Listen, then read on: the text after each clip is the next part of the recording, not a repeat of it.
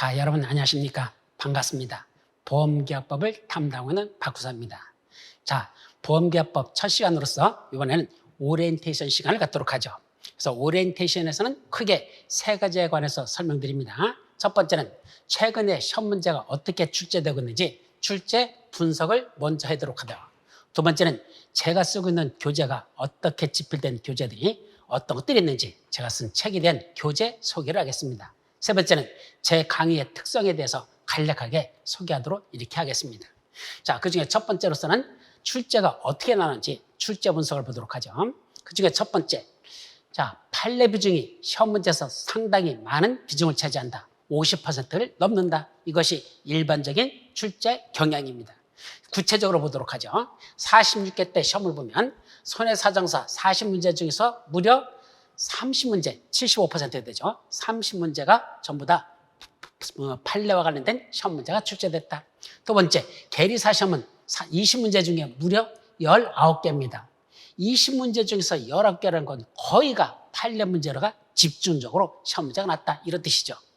자, 작년에 말고 이제 47회 시험 문제에서는 손사에서는 40문제 중에서 약 반이 약간 넘는 21문제가, 그리고 계리사 시험 문제에서는 20문제 중에 딱 50%인 10문제가 판례 문제가 출제됐습니다. 자, 46개 때 판례 문제가 워낙 많이 나가지고 아마 말들이 있었겠죠? 그래서 조금 판례 문제의 비중을 줄였지만 그래도 50% 넘는 문제들이 판례 문제가 출제되기 때문에 여러분들은 판례 공부를 열심히 하지 않으면 절대로 시험에 고득점할 수 없다는 그런 시사점을 제시하게 됩니다. 다음, 박스 문제 출제 문항수로 봤습니다. 옛날에는 박스 문제가 많이 났었어요. 근데 요새는 박스 문제가 좀 줄어들고 있는 그런 경향입니다. 자, 46개 때 시험 문제 보면 손사 40문제 중에서 3개만 박스 문제가 났고 계리사는 한 문제도 출제되지 않았습니다. 47회 시험에서는 손사 역시 40문제 중에 3개가 났고 그중에 계리사는 그중에 하나가 시험 문제가 났습니다. 원래 손해사정사하고 보험계리사 시험 문제는 여러분들 손해사정사에서 40문제를 출제를 합니다. 그중에 20개를 뽑아서 보험계리사 시험 문제를 출제하죠. 따라서 두 개의 시험이 보험계약법은 별개의 문제가 아니고 손해사정사 40문제를 먼저 출제하고 그중에 20개를 뽑아가지고 보험계리사 시험 문제를 출제되기 때문에 둘은 다른 게 아니라 같은 거로 공부하셔야 됩니다. 그래서 평상시 여러분들이 기출문제 풀을 때 계리사 시험 문제만 절대 풀어서는 안 돼요. 계리사 공부하시는 분들. 손해사정사도 같이 문제를 기출문제도 풀어야 같은 경향이기 때문에 그거는 여러분들에게 도움이 되지 계리사 문제만 풀어본다 해서 절대 도움이 되는 건 아니라는 거 계리사 준비하시는 분들에게 말씀을 드리도록 합니다. 자, 세 번째로서는 정오 출제 문항서에 관해서 분석해 봤습니다. 이때 정오라고 하는 건 다음 중 옳은 것을 고르시오. 다음 중 틀린 것을 고르시오. 이게 정오죠. 그런데 우리 시험에서는 틀린 걸 고르라는 시험 문제보다는 옳지 않은 것을 고르라는, 옳지 않은 것은 이렇게 시험 문제를 냅니다. 틀린 것은 이렇게 내지 않고 옳지 않은 것은 이것이 시험 문제에 내는 대부분의 경향이라는 걸 먼저 말씀드리고, 그럼 옳은 걸 고르라는 걸 시험 문제가 몇 문제가 났을까요? 46개 때는 손사 시험 문제 40개 중에서 6개, 계리사 시험 문제는 20문제 중에 2개밖에 없었습니다. 나머지들은 다 옳지 않은 걸 고르라는 얘기죠. 옳지 않은 걸 고르라는 문제가 절대적으로 더 많이 났었죠. 근데 이거는 시험에 대해서 어떻게 보면요, 성의가 없는 거예요. 출제원들의 성의가 없다는 게 무슨 말일까요? 옳은 걸 고르라는 시험 문제는 지문 4개 중에서 옳은 건 하나니까 이게 정답이라는 뜻이죠. 옳은 걸 고르라 했으니까. 그럼 4개, 3가지 지문을 먹은 거죠? 다 틀렸다는 얘기입니다. 그럼 이 틀린 게 어디가 틀렸는지 각 지문마다 틀린 걸 집어넣어야 되거든. 그럼 손으로 다 타이핑을 쳐서 전부 틀린 문장을 만들어야 됩니다. 정성과 시간이 더 많이 소요될 수밖에 없는 게 옳은 걸 고르라는 시험 문제입니다. 반면에 옳지 않은 걸 고르라는 건 4개 지문 중에 옳지 않은 건 하나밖에 없습니다. 나머지는 다 옳은 거죠. 그러니까 옳은 것들은 원래 옳은 지문 그대로 두면 돼. 틀린 거 하나만 고쳐버려서 이거 틀린 문장으로만 내면 그러면 옳지 않은 걸 고르는 시험 문제가 되는 겁니다. 그래서 시험 문제들도 많이 출제해보지만은 출제할 때 옳은 걸 고르는 시험 문제가 출제하기 훨씬 더 까다롭고 시간이 오래 소요된다는 거. 그만큼 정성이 더 들어간다 밖에 생각할 수 없습니다. 그런데 실제로 시험 문제 봤더니 몇 문제 안 돼요. 자, 이번 47회도 보면 그래도 46개 때보다는 많이 늘어났죠. 자, 40문제 중에서 14가 옳은 것. 계리사는 40문제 중에서 8문제가 옳은 걸 고르라. 거의 반반 가까이 가는, 아직은 반은 아직 안 되지만 반반 가까이 나는 이런 게 형평성에 맞는 문제라고 볼 수 있습니다. 반면에 나머지들은 다 옳지 않은 걸 고르라 이렇게 냈었죠. 그래서 현재까지는 아직은 옳지 않은 걸 고르라 문제가 더 많이 출제되고 있다. 그렇게 이해하시면 되겠습니다. 다음 네 번째로서는 단문장 위주로 회귀하는 경향이다 라고 냈습니다.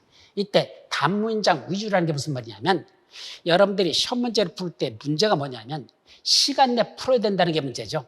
만약에 시간이 오버돼 버리면 그때는 어떻게 되죠? 그냥 아무거나 답을 막 찍는 수밖에 없어요. 그죠? 그게 얼마나 비참한 겁니까? 뒤져라고 1년 동안 공부해가지고 시험을 봤는데 시간 내 못 풀어가지고선 시간이 오버됐다. 그럴 수 있죠. 그럼 여러분들이 시험 문제를 먼저 쭉 받아보면요. 1번부터 빨리 풀려고 하지 마시고 한번 쭉 넘겨보세요. 지문들이 어떤 식으로 길게 났는지 짧게 났는지 전반적인 한번 쭉 훑어보는 거, 이것도 시험 문제 풀기 전에 상당히 중요한 겁니다. 왜냐하면 지문이 길은 문장들이 많으면 어떡할 수밖에 없어. 빨리 풀어야 돼. 시간 내 풀어야 되니까. 근데 지문들이 짧게 나 있다? 그러면 시간적 여유는 좀 있을 것이다. 이렇게 생각하면 될 것이다. 이런 얘기죠. 그러면 첫 번째, 단문장이라는 건 각 지문마다 2줄 이하밖에 안 되는 걸 단문장이라 합니다. 즉 1번 지문이 2줄 정도, 2번 지문이 2줄 정도 가지고 총 문제부터 이 지문까지 전체 4개 지문까지 합쳤을 때 10줄 이하로 구성되는 거. 문제부터 시작돼 가지고 4개 지문 다 합친 게 이 줄수로 몇 줄이 되느냐 하셨더니 이게 10줄 이하 정도 된다면 이거는 단문장으로 출제된 그런 문제다 이렇게 분석합니다. 그런 게 많다는 얘기는 이 시간 1분 내 푸는데 전혀 지장이 없다고 보시면 됩니다. 그럼 그게 어느 정도 될까? 46개 때 손사시험에서는 40문제 중에 27문제가 단문장, 그리고 계리사는 20문제 중에 11개였었습니다. 그렇기 때문에 그 단문장들이 많다는 얘기는 그만큼 시험 문제 푸는데 시간이 오래 소요되지 않는다 이런 얘기죠. 그럼 47회 시험에서는 손사 40문제 중에서 20문제, 계리사 20문제 중에 9개, 이것이 단문장들이 출제되기 때문에 전반적으로 본다면 최근에는 문제들의 문장 수가 단문장으로 회귀한다는 건 옛날에는 길어서 처음에는 짧았었어요. 30회 초반 정도의 시험 문제 보면 우리가 이제 여러분들 시험 보는 게 48회 시험이죠? 그럼 30회 때, 그때 초반 정도, 그때 시험 볼 때 본 거, 문제를 보면은 단문장들이 상당히 많았었습니다. 그러다 어느 날 문장들이 길어지기 시작했어요. 판례 지문 같은 건 어떤 건 막 5줄까지도 막 나오는 이렇게 나가지고 시간에 쫓겨서 푸는데 문제가 있는 이런 것들이 있었는데 최근에는 옛날같이 짧아지는 지문들도 다 출제되기 때문에 옛날과 회귀되는 그런 경향이 있다 이런 뜻입니다. 그래서 문제들은 시간상 푸는 데는 별 문제가 없을 것이다. 자, 그런데 문제는 이거예요. 정답 분포도 완전 엉망하고 표시 안 했습니다. 정답 분포도라고 하는 얘기는 자, 우리는 사지선다라고 그랬죠? 1번 문제 지문이 4개가 있고 2번 문제 지문이 4개 있고 그중에 정답을 골라라 이런 뜻이잖아요. 근데 문제는 이 지문 4개 중에 1번인 게 정답인 게 몇 건이고 2번인 게 정답인 게 몇 개고 3번 정답이 몇 개고 4번 정답이 몇 개고 이게 정답 분포도라는 겁니다. 자, 가장 이상적인 건 어떻게 되는 거죠? 1번도 40문제 중에서 손해사상사 기준 40문제 중에서 10개, 2번도 10개, 3번도 10개, 4번도 10개가 정답이 되도록 이렇게 분포한다면 딱 10개, 10개, 10개, 10개 가장 바람직하죠. 근데 그렇게 시험 문제 내는 건 거의 없습니다. 물론 10개를 기준으로 해서 플러스 마이너스 한두 개는 왔다 갔다 해. 예를 들면 1번이 정답인 게 8개, 2번이 정답인 게 12개, 3번이 정답인 게 9개, 4번이 정답인 게 11개. 그래가지고 10개를 기준으로 플러스 마이너스 1 또는 2에서 왔다 갔다 하도록 이렇게 정답을 분포도를 만드는 게 이것이 일반적인 경향이고 실제로 시험 문제는 그렇게 출제하는 것이 원칙으로 되어 있습니다. 그럼 여러분들 시험 문제에서도 특히 보험기업법 그렇게 출제했을까? 아니라는 데 문제가 있습니다. 그래서 제가 그걸 엉망이라고 이렇게 표현한 겁니다. 자, 보시죠. 46개 때 시험 문제 봤더니 손해사정사 1번이 정답인 게 7개, 2번이 정답인 게 9개, 그 다음에 3번이 정답인 게 12개고 4번이 정답인 게 12개였었습니다. 7, 9, 12, 12. 1번 정답인 것이 가장 작았었죠. 근데 전반적으로 보면요. 1번을 정답으로 하는 경우가 드물어요. 저도 그렇습니다.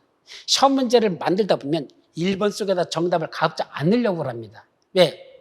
1번 정답 풀고 나면 2번, 3번, 4번 안 읽고 넘어가는 사람들이 있어. 그럼 나는 뒤져라고 문제를 만들어 놨는데 이거 보지도 않고 그냥 넘어가? 출제자 사실 기분 나빠집니다. 그러니까 정답을 가급적이면 뒤편에다 늘려가는 이런 아주 출제자들의 기본적인 그런 심리가 있습니다. 그래서 3번 내지 4번 쪽에 정답이 많이 몰려가는 그런 경향이 있습니다. 그러다 보니까 1번 정답보다는 3, 4번 쪽에 정답이 더 많은 것. 이거는 일반적인 현상입니다. 근데 일단은 그렇게 출제해 놓고 나서 전체적인 문제를 다 문항수를 쉬어보고 거기에 맞춰가지고 다시 조정해 들어가는 게 그게 마지막 출제원들이 하는 역할입니다. 그것까지 해서 문제를 출제하는데 자 46개 떠보면 그거 조정하지 않았다는 걸 눈에 보입니다. 안 했다는 얘기죠. 그럼 계리사 시험 문제도 볼까요? 1번이 4문제, 2번이 4문제, 3번이 8개, 4번이 4개가 정답으로 나왔었습니다. 그럼 1번과 2번과 4번은 각각 4개씩이 정답이었어. 3번만 무려 8개가 정답이었다는 얘기입니다. 그럼 계리사 시험 문제에서는 잘 모르겠으면 몇 번 찍으면 확률적으로 맞다? 3번 찍었으면 맞을 확률이 높아졌다. 그렇게 시사하는 바가 된다는 얘기입니다. 그럼 이번 47회 때 시험 문제를 볼까요? 손사는 1번이 5개고 2번이 8개고 3번이 15개고 4번이 12개랍니다. 이거 완전 실패작이죠. 왜냐하면 1번이 정답인 게 5개밖에 없는데 3번이 정답인 게 15개나 있었다? 40문제 중에서 무려 1번보다 3번이 정답인 게 3배가 높잖아요. 이렇게 출제하면 안 된다는 얘기입니다. 그러면 사람들이 3번이 자꾸 풀 때마다 정답이 3번이 자꾸 나와. 그러면 당황스러워지는 거죠. 왜 3번만 이렇게 정답이 많지? 그러면 정답 안 나온 5번, 1번 쪽으로다.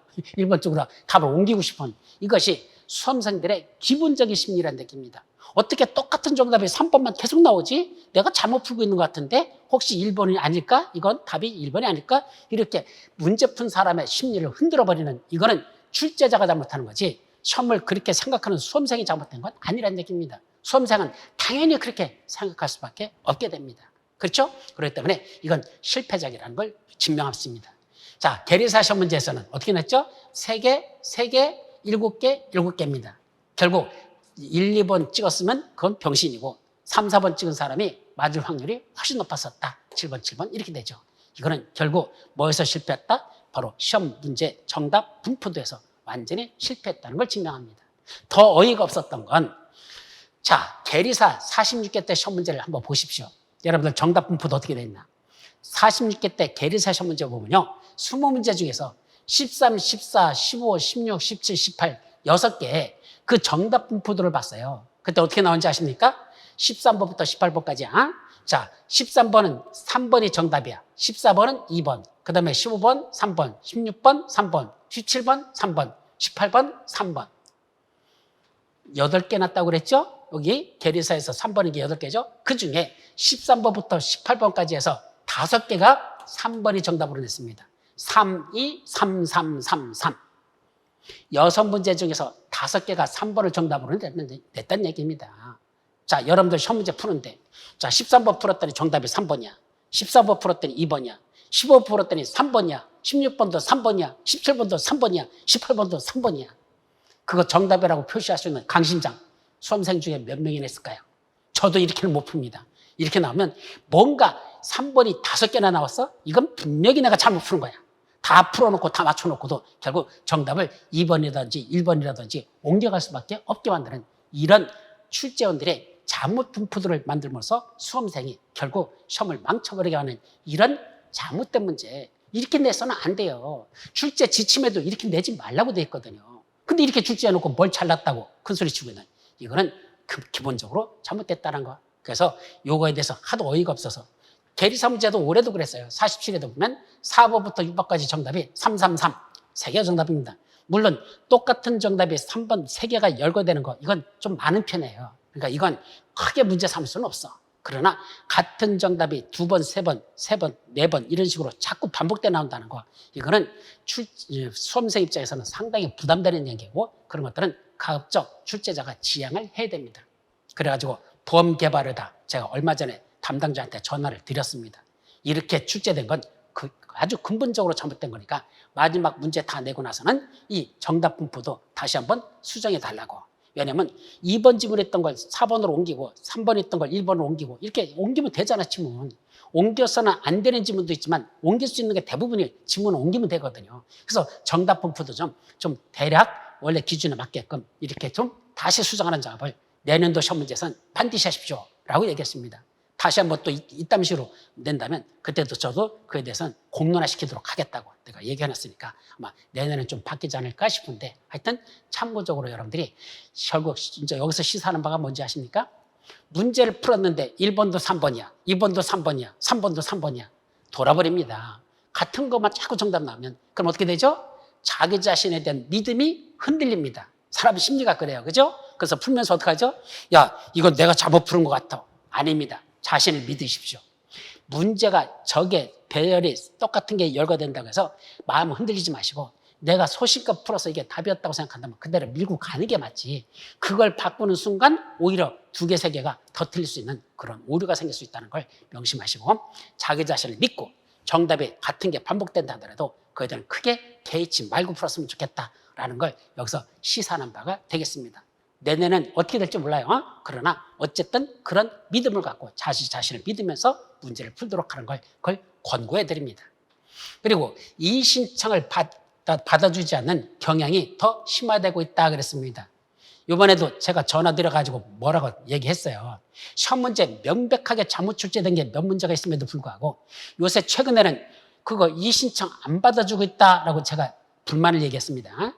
분명히 이거 잘못된 문제고 작년도 있었고 재작년도 있었고 올해도 있었고 잘못된 문제들이 있는데도 불구하고 그 정답 다시 복수 정답이나 모두 정답 인정해 주는데 너무 인색하다. 너무 인색하다.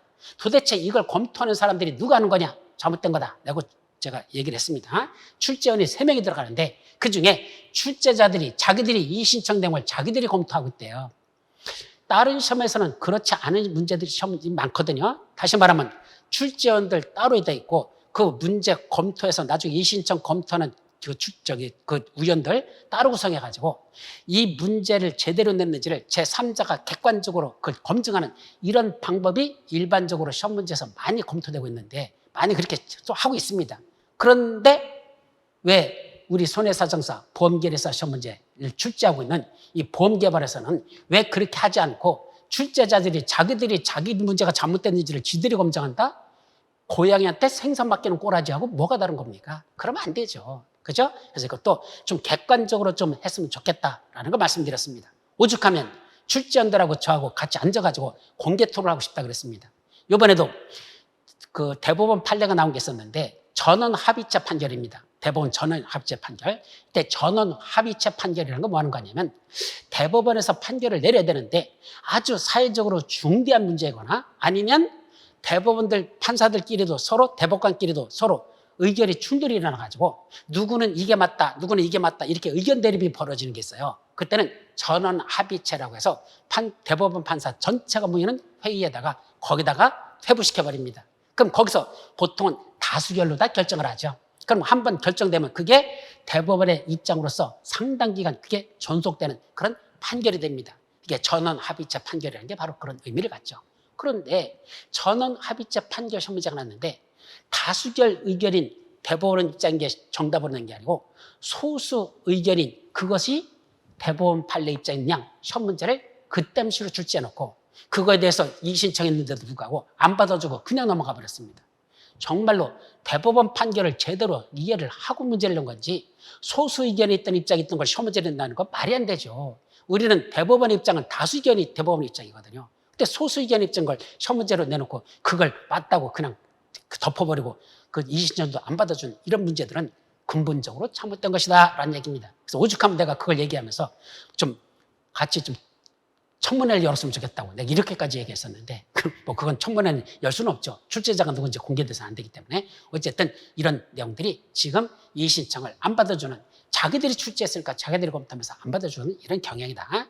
또 가답안 정답은 명백히 틀려도 정답으로 처리하는 잘못된 관행. 이게 무슨 말인지 아십니까? 자, 가답안에서 정답이 3번으로 나왔습니다. 근데 문제를 봤더니 3번이 정답이 아니야. 또는 3번도 정답이지만 5번도 정답이야. 그럼 3번하고 5번하고 복수 정답 이렇게 인정해 줘야 되잖아. 그럼 그죠? 그럼 둘 다 정답이면 둘 다 3번도 정답, 5번도 정답 이래야 되잖아. 근데 가끔 가다가 3번은 명백히 정답이 아니야. 잘못됐어. 3번이 정답으로 되어 있지만 사실은 그게 정답이 아니거든요. 그럼 뭐가 정답이다? 1번이야. 그럼 확정답안에서는 3번을 지우고 1번을 갖다 확정답안을 해서 정답을 해야 되잖아요. 근데 안 그럽니다. 그동안 오래된 잘못된 관행 중에 하나가 뭐냐면 잘못된데도 불구하고 한번 가답안에서 정답을 한 건 그건 영원한 가답안에서 정답 그대로 갑니다. 그러니까 3번이 잘못된 정답인데도 그냥 3번 정답을 해놓고 추가적으로 1번을 정답으로 집어넣어서 이건 복수 정답이라는 형식으로 그렇게 해서 문제를 해결해 나가고 있습니다. 물론 이렇게 하는 가장 큰 이유는 뭐죠? 자, 가답안 보고 나는 합격한 줄 알았어. 근데 나중에 정답이 3번에서 1번으로 바뀜으로써 결국은 그것 때문에 하나 틀려가지고 난 떨어졌어. 그 사람들의 불만을 잠재우려고 하는 겁니다. 한마디로 좋은 게 좋은 것이요 이렇게 가자는 얘기죠. 그냥 3번은 사실은 정답이 아니었는데도 잘못해서 가답안에 정답을 올려놨으면 그거는 확정 정답에서도 그냥 3번을 올려놓고 그 다음에 다른 걸 더 정답으로 집어넣어주면 그러면 좋은 게 좋은 것이요 이렇게 서로 가자는 얘기입니다. 무슨 놈의 객관식 시험에 좋은 게 어디 있습니까? 맞으면 맞는 거고 틀리면 틀린 것이지. 틀린 것도 정답으로 그냥 두는 이런 경향이 상당히 많습니다. 그래서 제가 제일 답답한 것 중에 하나가 그렇게 문제를 내고 나면 나중에 똑같은 문제가 나왔을 때 그때 그거 잘못된 걸 그럼 맞았다고 그럼 시험 문제를 풀어야 되느냐라는 이런 고민에 쌓이게 하는 거죠. 그래서 문제가 그렇게 출제된 문제들이 뭐가 있는지에 저는 제가 사실 이번에 책이 2권이 먼저 나왔어요. 보험기업법 기출문제 상세해설집하고 새로 2025년 보험기업법 지금 강의할 이 새 책이 나왔는데 이 상세해설집에 전부 다 그런 문제가 될 만한 문제들은 전부 다 표시해놨습니다. 왜 그런지. 그러니까 단순히 그냥 개발을 해서 정답이라고 올린 것만 저는 정답을 인정하지 않습니다. 문제 중에 잘못된 건 잘못된 것이고 또 복수 정답인 건 인정할 건 인정해야 되고 그래서 그걸 여기다 근거 자료를 다 해설에다 넣어가지고 여러분들이 혹시 문제 풀다가 나중에 기출문제 푸는데 도대체 이것도 정답 같고 이것도 정답 같은데 왜 이것만 정답으로 됐지? 고민되는 게 있을 겁니다. 그건 제가 쓴 기출문제에선 전부 다 그걸 여러분들의 그 고민거리를 해결할 수 있도록 그렇게 이 문제집으로 이렇게 만들어 놨으니까 사실은 이 10회본 10년치야 기출문제만 다 풀어버리면 나중에 여러분들이 시간 낭비를 안 해도 될 것이다. 그래서 일반 시중에 나와 있는 문제집과의 차이는 저는 정답만 그냥 보험계열에서 정답을 했던 거 이것만 정답으로 하지 않고 다른 것도 정답이 될 수 있다. 아니면 이건 정답이 될 수 없다는 걸 그 근거를 전부 다 명시했기 때문에 여러분들이 공부하는 데 있어서 많은 시간을 절약할 수 있는 그런 것들을 이 기출문제 상세해설집에다 집어넣었다는 걸 여러분들에게 말씀드립니다. 그래서 이거는 결국 이 신청을 받아주지 않거나 이상한 틀린 것도 그냥 정답으로 그냥 두는 이런 관행 때문에 발생하는 현상이 되겠습니다. 자, 이제는 최근 5년간 1차 합격자 비율을 한번 따져봤습니다. 이걸 왜 따져봤느냐 하면 흔히들 이런 말 많이 들어보셨죠? 뭐 홀수에는 쉽고 짝수에는 어렵고 뭐 이런 말도 있어요. 그죠? 여기 안에 그렇죠? 짝수에는 쉽고 홀수에는 어렵고 짝수에는 쉽고 홀수에는 반대인가? 그렇죠? 자, 20년 짝수에는 합격률이 낮아지니까 어렵대죠. 짝수 년도는 어렵고 홀수 년도는 합격자가 높다 쉽고 그다음에 어렵고 쉽고 어렵고 이렇게 출제된다. 이런 말들이 있습니다. 정말로 그럴까 해가지고 한번 분석해 봤습니다. 자, 먼저 신체 손해사정사 시험 중에서 신체 손사가 가장 많이 시험을 보죠. 신체 손사 봤더니 2020년부터 최근 5년 동안 26%, 28% 이게 합격자 비율입니다. 37%까지 합격한 적도 있어서 2022년 대박이죠. 그러면 32%, 31%. 그래서 대략 손사 쪽에 보면 25%부터 30% 초반대 여기에 합격 분포율이 대략 그 정도 비율이 된다. 결국 3명 중에 1명 정도가 합격하고 있다. 그렇게 현재 분포됩니다. 반면에 보험 계리사 쪽에 보면 2020년 13.32% 엄청난 거죠. 시험 문제가 그만큼 어려웠다는 얘기입니다. 그죠? 그 다음에 너무 어렵게 내고 나니까 조금 미안했는지 그 다음 연도에는 왕창 풀어서 30%까지 올렸습니다. 그리고 다시 20% 떨어졌다 또 30%로 올라갔다가 또 20% 가까이 이렇게 내려가는 그래서 20%, 30%, 20%, 30% 이런 식으로 현재 합격률이 나오고 있다라는 뜻입니다. 그래서 어떤 연도에는 많이 합격률이 높고 어떨 때는 낮다. 이것은 글쎄 손해사정사 시험에서는 큰 의미가 없는 것 같고 계리사 쪽에서는 그런 비율이 그냥 대략적으로 이렇게 지켜진다. 그럼 여러분들 시험 먼저 2025년 시험이죠? 그럼 보험계리사 2025년 시험에서는 어떻게 될까? 한 50% 나올까? 희망사항이죠. 여러분들 시험에서는 희망사항인데 어쨌든 비율이 약 20%에서 30% 정도에서 왔다 갔다 하고 있는 것이 합격률이라는 거. 이렇게만 여러분들이 기억하시면 됩니다. 자, 여기까지가 최근에 시험 문제가 어떻게 출제되고 있는지 출제 경에 대한 분석이 끝났습니다.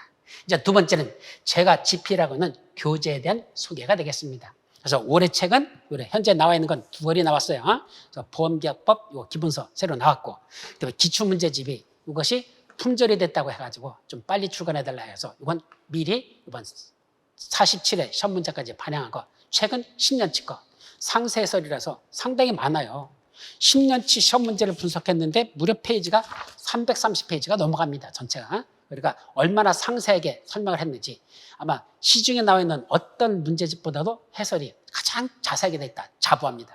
그리고 그거에 대한 근거들도 전부 다 명시를 했기 때문에 여러분들이 기출문제집 정리할 때 이거 하나만 정리하면 책 한 권 전체가 다 정리가 끝나는 이 정도의 이런 효과가 있으니까 이건 참고하시기 바랍니다. 자, 먼저 나오는 게 보험계약법 기본서입니다. 자, 2025년은 수정증보판이라고 이번에 냈습니다. 물론 최근에 출제된 경향을 다 반영합니다.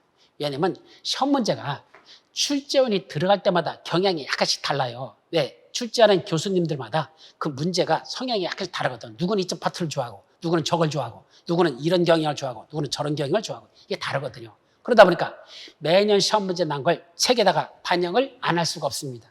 저는 학문을 연구하는 사람이 아니고 저는 여러분들 시험에 합격을 도와주는 사람입니다. 그러다 보니까 시험, 내 입장이 중요한 게 아니고 시험 문제가 어떻게 출제되는지 그 경향에 맞춰서 책을 쓸 수밖에 없습니다. 그래서 매년도 그 시험 문제 나면 그 시험 문제 난 걸 100% 여기다 다 반영해가지고 새로 책을 저술할 수밖에 없는 게 시험 경향에 맞춘 교재가 필요하기 때문에 매년 이렇게 작업을 하고 있습니다. 특히 올해는 뭘 넣느냐면 핵심 빈출지문 500개를 새로 정리해서 책에다가 넣습니다. 이게 무슨 말이냐면 빈출지문이 뭐죠?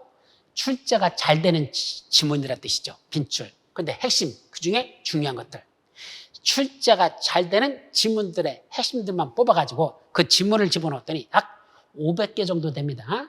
전체 교재에서 약 45페이지를 차지하죠. 그러니까 45페이지 정도 되는데 약 500개가 조금 안 될 거예요, 아마. 자, 어쨌든 500개 가까운 그 지문을 이번에 새로 이 책에다 집필해서 집어넣습니다. 왜 그랬을까? 여러분들이 이 책 기본 앞에 강의가 다 끝나고 나면, 이거 기본 강의 있죠? 이게 다 끝나고 나면, 그 다음에 바로 이 핵심 빈출 지문이고, 이 빈출 지문만 쭉 정리하십시오. 45페이지 정도 되니까 제가 볼 때는 여러분들 시간적으로는 한 4시간 내지 5시간 정도만 정리하면 돼요. 한 요거 500개 지문은. 그럼 4-4시간만 마지막 정리할 때가 쫙 읽으면서 정확하게 숙지를 하신다면 시험에 가서 상당한 도움이 될 겁니다. 기출문제 났던 지문 중에 중요한 것들은 다 집어넣어놨습니다. 기출문제 아닌 것도 있어. 최근에 나온 판례들, 올해 나온 판례도 있어요. 여기 올해 판례도 들어있어요. 거기에 지문에. 왜냐하면 내년도 시험 문제 영순위에 나와 있는 저 중요한 판례가 있어.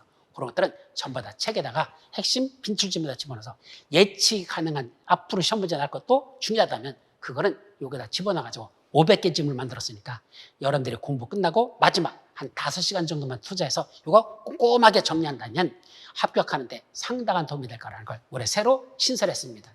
대신 기출문제가 종전에는 여기다 3회분을 넣었어요. 그래서 올해 시험 문제 난 것, 작년 것, 재작년 이렇게 넣었는데 그게 들어가다 보니까 책의 분량이 좀 더 오버되는 것 같아가지고 올해는 올해 시험 문제 48회 시험 문제 기출문제만 상세해서 집어넣고 나머지들은 전부 다 여기 어차피 우리 문제집이 기출문제집이 출간되니까 여기다 있으니까 이거 참고하시면 될 것이고 여기 기출문제는 올해 것만 1회분만 여기다 집어넣었다라는 거. 또 교재가 약간 달라진 게 작년에 글씨보다는 포인트를 약간 좀 키웠습니다. 제가 나이가 먹어서 그런가 글자가 좀 어려워가지고 원래는 10.7포인트였는데 이걸 11.2포인트로 약간 더 키웠어요. 그래서 가독성을 높이려고 보는데 여러분들 편하게 하려고 포인트를 약간 글자를 키워가지고 읽는데 조금 더 부담 없이 읽을 수 있도록 이렇게 만드는 것이 이 개정된 이번에 보험계약법 기본서가 되겠습니다. 자, 판례집은 현재 지금 집필 중에 있어요. 근데 아직은 완성이 안 끝났습니다. 왜냐면 아직 판례집을 내기에는 좀 빠르거든요. 왜냐면 최근에 대법원에서 나오는 판례들 있죠. 최대한 집어넣을 수 있는 까지는 다 집어넣을 겁니다. 그래가지고 판례집을 새로 구성할 것이고 이거 집필해서 나가고 나면 그 다음부터 나오는 판례는 나중에 여러분들 시험 보기 내년 3월 달쯤 될 거야. 그럼 시험 보기 4월 달에 시험 본다면 3월 달쯤에 가장 최근 2월 달까지 나온 판례들 다 찾아가지고 2월 달까지 판례 찾아가지고 시험 문제 날 만한 거 그건 여러분들에게 별도로 제공을 할 겁니다. 왜냐하면 판례 시험 문제가 매년 당해년도 시험 문제에 2월 달까지 나온 판례들이 시험 문제에 들어갑니다. 실제로 시험 문제 출제하는 게 2월 달에 출제하거든요. 그래서 2월 달까지 현재 나와 있는 대법원 판례가 있다면 그거는 여러분들 시험범에 그 당연년도 시험범에 들어갈 수 있다는 거. 최근에 한 문제 정도가 그렇게 2월 달까지 나오는 판례가 시험 문제에 들어가고 있는 경향이거든요. 최근에 그렇게 내고 있어요. 사실은 너무 무리죠. 4월 달에 시험 본 사람한테 2월 달 나온 판례를 공부하라고? 그건 너무 좀 싸가지 없는 거 아닌가요? 그 다음 연도에 내면 안 되나? 뭐가 그렇게 조급해가지고 2월 달에 나온 판례를 갖다 4월 달 시험 문제에 집어넣으려고 한다. 그건 좀 아니거든요. 근데 하여튼 내고 있습니다. 그래서 그 경향에 맞춰가지고 3월 달에 돼서 2월 달까지 나온 판례를 여러분들께 별도로 3월 말쯤에 아마 3월 중순이나 그때쯤 제가 적용이 됩니다. 그러니까 그때 미래보험기관 사이트 와가지고 그건 여러분들이 다시 확인했으면 좋겠다라는 걸 말씀드리죠. 자, 그 다음에 보험계약법 기출문제 상세해설집. 그래서 2025년 개정판 새로 냈죠? 그래서 이건 여러분들 알고. 근데 이 기출문제집에는 보험 손해사정사 시험 문제 40문제를 먼저 구성합니다.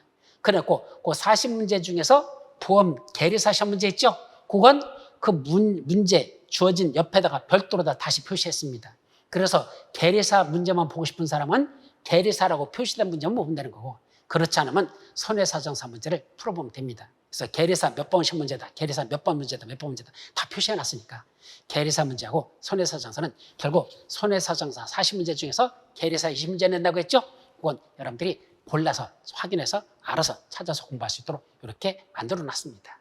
그 다음에 이제 계리사 공부하신 분들 근로자 퇴직급여 보장법 있죠? 이것도 개정된 적 있어요. 작년에 비해서 그 개정된 거 다시 반영해가지고 이거는 아마 한 10월 달 넘어가야 그때쯤이나 출간해도 충분하지 않을까? 아직 급한 거 아니거든. 나중에 여러분들 막판에 가서 뭐 하루 정도만 시간 내서 공부하면 끝나는 거거든. 그렇기 때문에 그건 나중에 여러분들이 볼 수 있도록 조금 더 혹시 더 국회에서 개정되는 당이 있을 수도 있어요. 그래서 조금 더 늦게 출간할 거니까 그렇게 여러분들이 이해하시면 된다. 여기까지가 교재 소개에 관한 겁니다. 자, 이제 마지막으로 강의 소개인데 이거 간단해요.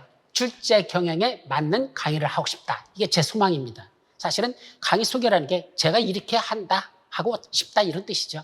그렇기 때문에 이 말은 매년 교재를 수정하고 강의하는 바로 이유가 됩니다.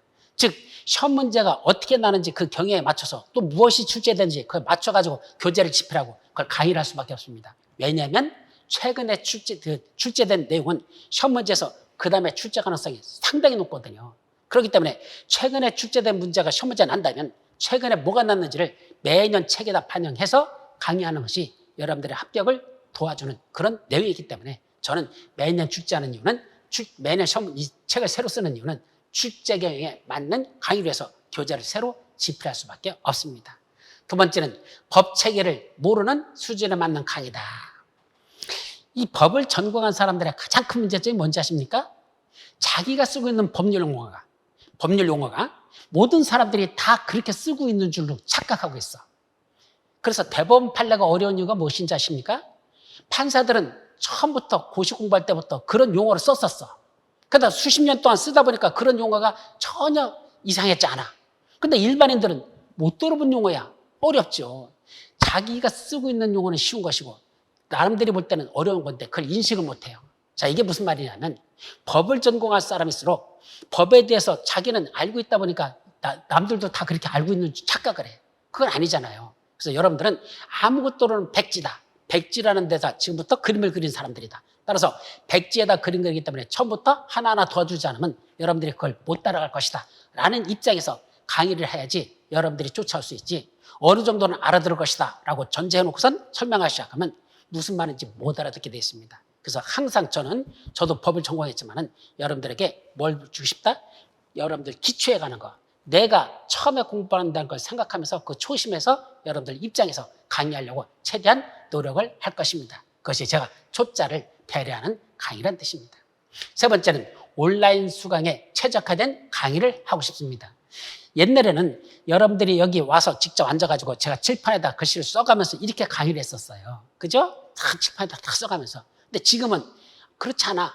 온라인화돼 있어. 그러다 보니까 여러분들이 여기 오지 않고도 집에서 그죠? 모니터 통해서 얼마든지 수업을 들을 수 있습니다. 그러다 보니까 그거에 맞는 시각적 자료를 활용한 강의가 필요해졌습니다. 손으로 쓰는 칠판에 글씨 쓰는 구닥다리 강의는 이제는 여러분들에게 효력이 없어요. 눈에서 시각적으로 보면서 뭔가 그 그림이나 사진이나 이런 걸 보면서 좀 쉽게 이해할 수 있도록, 그리고 그게 머릿속에 오래 남을 수 있도록 이런 강의가 잘하는 강의지, 무슨 칠판에 글씨를 써가면서 잘 쓰는 글씨도 못하면 아니면서 그 써가면서 하는 강의, 이거는 구닥다리 강의로서 이제는 여러분들에게 환영받을 수가 없다. 왜 그러냐면 여러분들은 EBS 시대라고 그러죠. EBS가 뭐죠? EBS 강의를 들으면서 자란 세대라는 느낌입니다. 그럼 EBS에서 손으로 다 써가는 강의 있습니까? 전부 다 칠판에 띄워놓고 거기다가 전자칠판이나 또는 일반 이런 빔으로 다 쏴가지고 그것을 파는 강의지, 손으로 써면서 처음부터 그냥 하는 강의는 이제는 없거든요. 여러분들 스타일에 맞도록 맞춤 강의를 하려면 이제는 이런 최적화된 온라인 강의에 맞는 그런 강의가 필요해졌다는 얘기입니다. 또 저는 고득점을 목표로 한 강의입니다. 단지 60점만 맞자 이런 강의는 하지도 않고 하지도 않을 겁니다. 60점만 맞자 이거 아니잖아요. 왜냐하면 여기서 여러분들이 공부한 것이 나중에 다른 데서 다 이 업종에 간다면 다 필요한 거거든. 그러면 여러분들에게 특히 고득점 할 수 있도록 이어 맞는 거, 고득점 하자는 얘기입니다. 이어 맞는 거. 특히 대리사 공부하시는 분들은 이 법 쪽에서, 법 과목 쪽에서 점수를 많이 따지 못하면 수학이라든지 이런 데서 회계라든지 그런 데 많이 딸 수가 없잖아요. 그렇기 때문에 법은 여러분들에게 어떻게 보면 법령 과목은, 이 법령 과목은 여러분에게 점수를 끌어올릴 수 있는 효자 과목으로서의 역할을 하기 때문에 그냥 60점만 맞는 게 아니고 적어도 80점 이상은 맞으셔야 됩니다. 그래서 제가 하는 강의는 항상 90점 이상은 맞도록 하는 그런 강의가 이루어지고 있으니까 제 강의만 믿고 따라온다면 여러분들 90점까지 맞는 건 전혀 지장이 없다. 그리고 80점 넘어가는 건 기본적으로 할 수 있는 이런 강의니까 열심히 쫓아오도록 합니다. 자, 전체적인 체계와 세부적인 내용이 조화를 이루는 입체적 강의를 하고 싶은 게 제 소망입니다. 그래서 전체적인 체계를 잡아가면서 거기에 세부적인 내용들이 어떻게 있는지, 여기 현재 강의 자료도 다 그런 식으로 만들어져 놨어요. 그래서 전체적인 체계를 잡아가면서 그 중에 현재 보고 있는 게 그 중에 어느 파트를 보고 있다라는 걸 지적해 주면서 큰 나무를 보면서, 숲을 보면서 거기는 나무들을 하나하나 이해해 나가는 이런 강의가 같이 이루어지는 것이 제 강의의 특성이다. 이렇게 말씀드릴 수가 있겠습니다. 자, 여기까지 OT에 관련된 시간은 여기까지만 갖도록 하죠. 그래서 이제 다음에는 뭐 들어간다? 보험계약법의 전체적인 체계는 어떻게 이루어져 있는가? 즉, 보험계약법이란 이런 것이야. 자, 보험계약법이 뭔지 모르시죠? 바로 이겁니다. 보험계약법 전체적으로 이런 내용들이 들어있고 이것들을 하나하나 여러분들이 살펴보는 것이 보험계약법 공부하는 과정이 되겠습니다. 그래서 다음 시간에는 보험계약법 전체적인 체계는 어떻게 구성되어 있는지, 전체적인 체계도 이거는 다음 시간부터 살펴보도록 합니다. 자, 여러분 수고하셨습니다.